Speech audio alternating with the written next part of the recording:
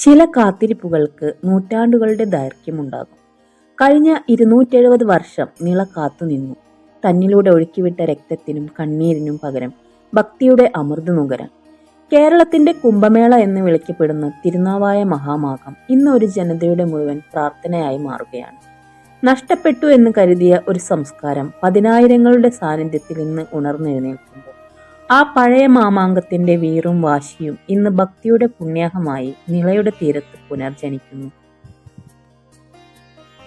ഭാരതപ്പുഴയുടെ തീരത്ത് മലപ്പുറം ജില്ലയിലെ തിരുനാവായയിൽ വെച്ച് 12 വർഷത്തിലൊരിക്കൽ മകരമാസത്തിലെ പൂയൻ നക്ഷത്രത്തിൽ ആരംഭിച്ച് 30 ദിവസം നീണ്ടുനിന്നിരുന്ന ഒരു മഹാമഹമായിരുന്നു മാമാങ്കം. ചേര ചക്രവർത്തിമാരുടെ കാലത്ത് ആരംഭിച്ച ഈ ഉത്സവം കേരളത്തിലെ ഏറ്റവും വലിയ വാണിജ്യ സംസ്കാരമേളയായിരുന്നു. അറബികളും ചൈനക്കാരും യൂറോപ്യന്മാരും പൊന്നാനി തുറമുഖം വഴി തിരുനാവായയുടെ മണൽപ്പരപ്പിലേക്ക് ഒഴുകിയെത്തിയിരുന്ന കാലം. പക്ഷേ കാലക്രമേണ മാമാങ്കം സമാധാനത്തിൻ്റെതല്ല, മറിച്ച് അധികാരത്തിന്റെ പ്രകടനവേദിയായി മാറി. ചേരഭരണത്തിന് ശേഷം വള്ളുവക്കോനാതിരിയുടെ കൈവശമായിരുന്നു മാമാങ്കം നടത്താനുള്ള അവകാശം. എന്നാൽ 14-ാം നൂറ്റാണ്ടിൽ കോഴിക്കോട് സാമൂതിരി തിരുനാവായ പിടിച്ചെടുക്കുകയും മാമാങ്കം നടത്താനുള്ള അവകാശം സ്വന്തമാക്കുകയും ചെയ്തു. ഇത് വള്ളുവനാടും സാമൂതിരിയും തമ്മിലുള്ള തീരാത്ത ശത്രുതയ്ക്ക് കാരണമായി. സാമൂതിരി മാമാങ്കം നടത്തുമ്പോൾ തങ്ങളിൽ നിന്ന് അധികാരം തട്ടിയെടുത്തതിലുള്ള പ്രതിഷേധമായി. നഷ്ടപ്പെട്ട അധികാരം തിരിച്ചുപിടിക്കാൻ സാധിക്കില്ലെന്ന് ഉറപ്പായിട്ടും തന്റെ അഭിമാനം സംരക്ഷിക്കാൻ വള്ളുവനാട് രാജാവ് ചാവേറുകളെ അയക്കുമായിരുന്നു. ഈ ചാവേറുകൾക്ക് തിരിച്ചുവരവില്ലാത്ത യാത്രയായിരുന്നു അത്. സാമൂതിരി തന്റെ സൈന്യത്തോടൊപ്പം നിൽക്കുന്ന ഉയർന്ന പീഠമാണ് നിലപാട് തറ. ഈ തറയിലേക്ക് ആയുധങ്ങളുമായി പാഞ്ഞുകയറി സാമൂതിരിയെ വധിക്കുക എന്നതായിരുന്നു ചാവേറുകളുടെ ലക്ഷ്യം. ആയിരക്കണക്കിന് വരുന്ന സാമൂതിരിയുടെ പടയാളികളോട് തനിച്ച് പൊരുതിയാണ് ഓരോ ചാവേറും വീണു മരിച്ചിരുന്നത്. വള്ളുവനാട്ടിലെ പ്രധാന ചാവേർ തറവാടുകളിൽ ഒന്നായിരുന്നു ചന്ദ്രോത്ത് തറവാട്.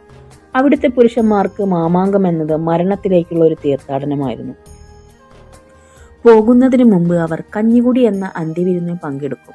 കാരണവന്മാരുടെ അനുഗ്രഹം വാങ്ങും. തിരിച്ചുവരവില്ലാത്ത ആ യാത്ര അവരുടെ കുലത്തിന്റെ തന്നെ അന്തസ്സായിരുന്നു. 1683 മാമാങ്കം ചരിത്രത്തിൽ തങ്കലിപികളാൽ എഴുതപ്പെട്ടതാണ്. വെറും 16 വയസ്സ് മാത്രം പ്രായമുള്ള ചന്ദ്രോത്ത് ചന്തുണ്ണി എന്ന ബാലൻ ആയിരക്കണക്കിന് സാമൂതിരി സൈനികരെ വെട്ടിവീഴ്ത്തി സാമൂതിരിയുടെ തൊട്ടടുത്തെത്തിയ നിമിഷം.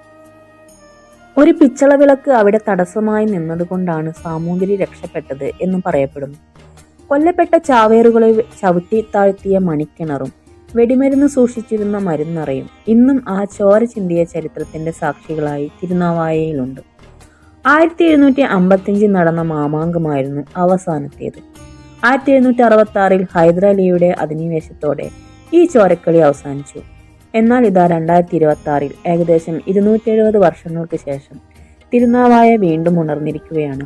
ജനുവരി 18 മുതൽ ഫെബ്രുവരി 3 വരെ നീളുന്ന മഹാമാഘ മഹോത്സവം കേരളത്തിന്റെ പുണ്യനദിയായ നിളയുടെ തീരത്ത് നടക്കുന്നു. ഇന്ന് അവിടെ ചാവേറുകളില്ല, പകരം സമാധാനത്തിന്റെയും ഭക്തിയുടെയും സന്ദേശവുമായി ലക്ഷക്കണക്കിന് ഭക്തരും കാശിയിൽ നിന്നും ഹരിദ്വാറിൽ നിന്നും എത്തിയ സന്യാസിമാരുമുണ്ട്. എല്ലാ ദിവസവും വൈകുന്നേരം നിളയുടെ തീരത്ത് നടത്തുന്ന നിള ആരതി കാശിയിലെ ഗംഗാ ആരതിയെ ഓർമ്മിപ്പിക്കുന്ന ദൃശ്യവിരുന്നാണ്. ജൂന അഖാഡയുടെ നേതൃത്വത്തിൽ നടക്കുന്ന ഈ പുനരുജ്ജീവനം കേരളത്തിന്റെ സാംസ്കാരിക മേഖലയിലെ ഏറ്റവും വലിയ തിരിച്ചുവരവാണ്. ഈ അറിവ് നിങ്ങൾക്ക് ഉപകാരപ്പെട്ടുവെങ്കിൽ വീഡിയോ ലൈക്ക് ചെയ്യാനും ഷെയർ ചെയ്യാനും മറക്കരുത്. കൂടുതൽ ഇൻസ്പിറേഷൻ വീഡിയോകൾക്കായി ഈ ചാനൽ സബ്സ്ക്രൈബ് ചെയ്യുക. Thank you.